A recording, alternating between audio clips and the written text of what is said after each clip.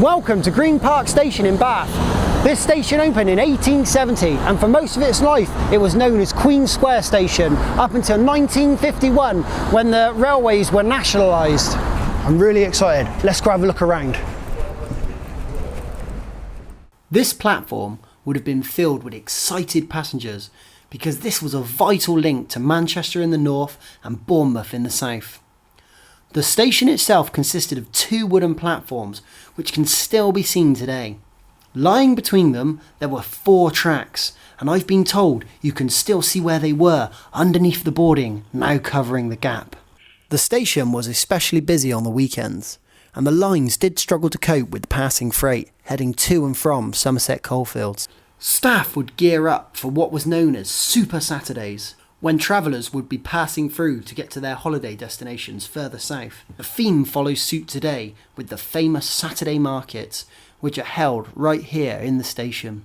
I wonder if those thousands of people who come here know about the rich history that's happened right under their feet.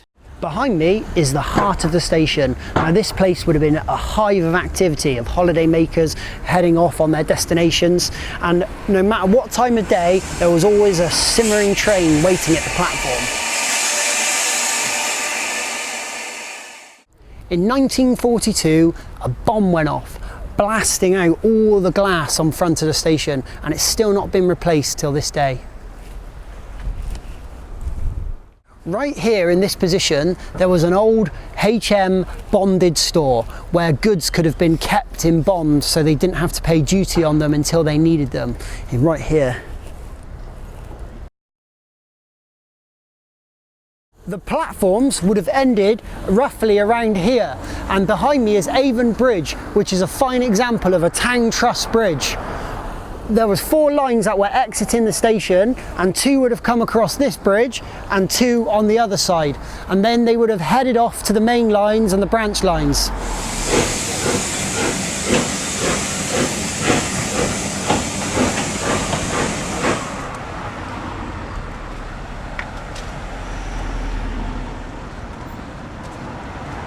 So there was another bridge, what we are stood on now, another Tang truss bridge, but it's sadly been removed, but there's still evidence of it now, and you can see the buttress that it used to sit on.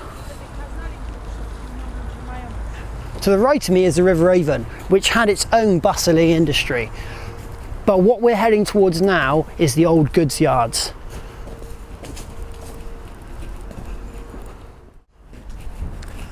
Behind me, this is where the Somerset and Dorset Joint Railway had their wooden goods shed, and inside would have been 4 tracks, and then to the left of it would have been a coaling station. This would have been a hive of activity of people working and steam trains steaming, just waiting to go on their long journeys. Do you know what? I wish I could have seen it in its heyday. I've seen old pictures and I've seen aerial photos, but there was nothing like getting on your feet and walking through it, would there? And the smell would have been absolutely amazing. And now it's just a home base and a car park. Sadly, the station closed on the 7th of March 1966 due to the Beeching Acts, which marked the end of the Somerset and Dorset Joint Railway.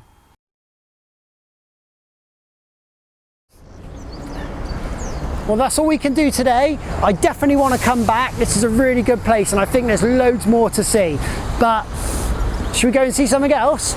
Cheers!